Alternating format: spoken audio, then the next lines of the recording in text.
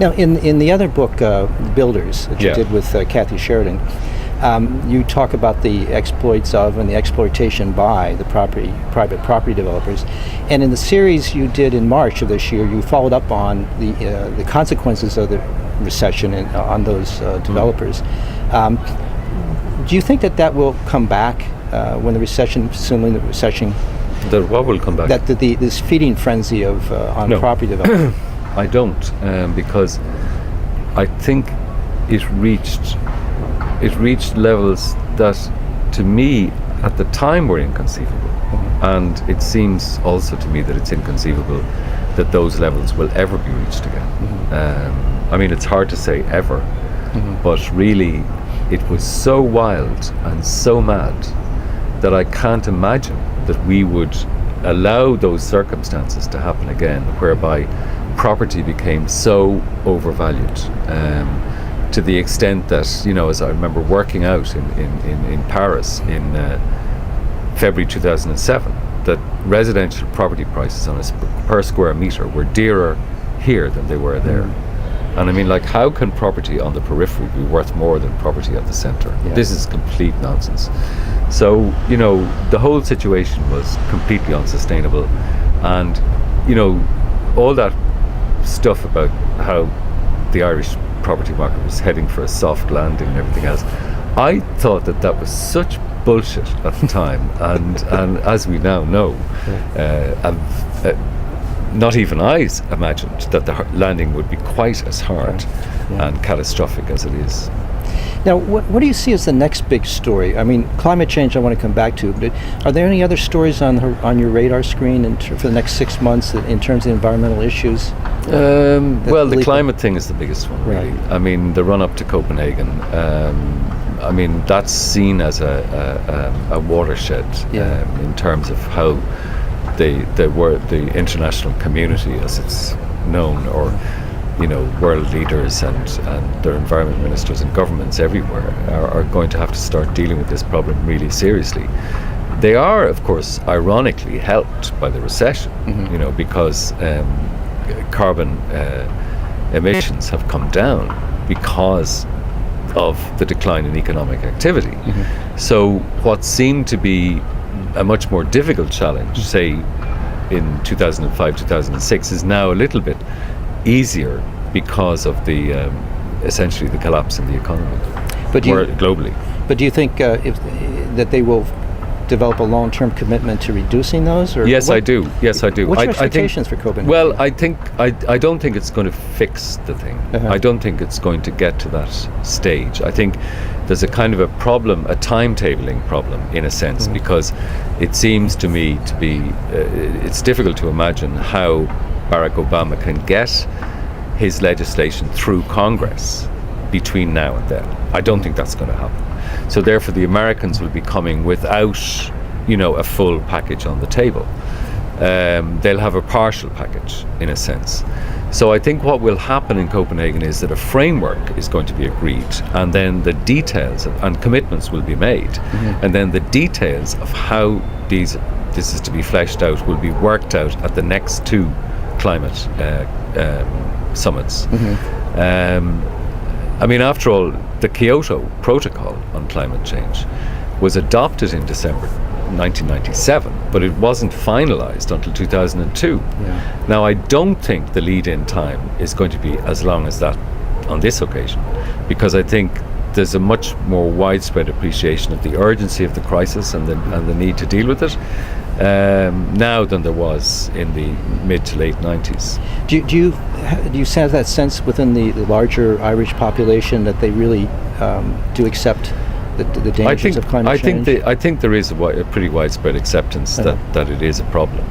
But people at the same time are mystified as to what they can do individually to help sort things out. I think there's a willingness on the part of many people to play their part, as it were.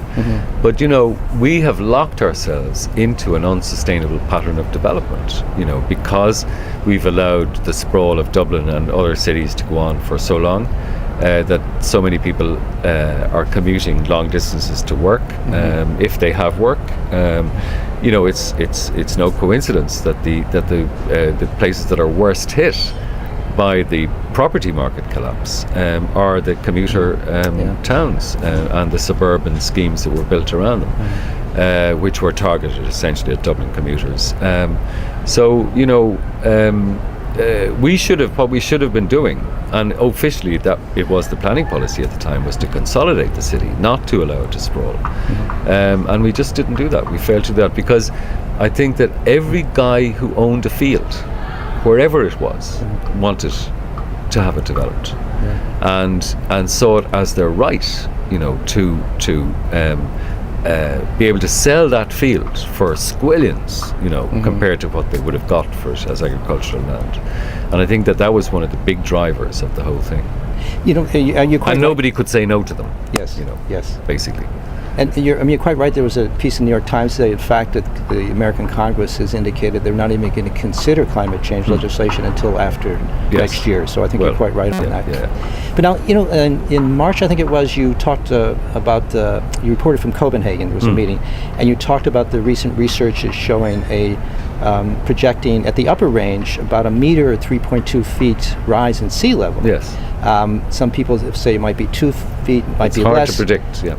But now, that's a real problem for a coastal community. Of course it is. And this is an island. Absolutely, and Dublin and Temple Bar itself. Very serious problem, yeah. But here's the dilemma. How do you make that real to people? We know delayed gratification works sometimes because you can say, well, if you give up pleasure now, you'll get more pleasure later.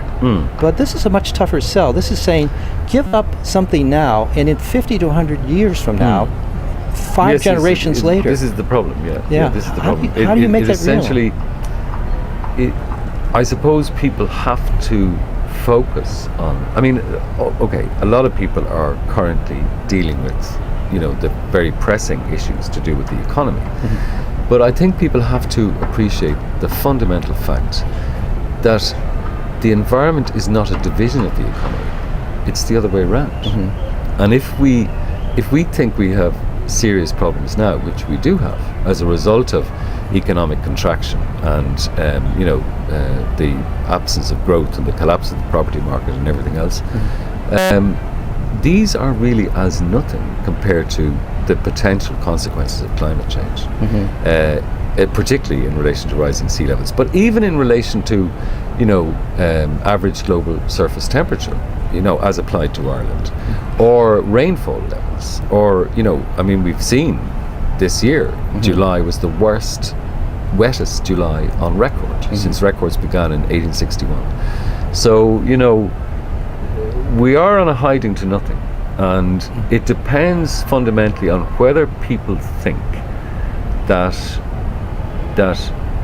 they can pass on the world, in effect, to their children and grandchildren in a responsible or irresponsible way.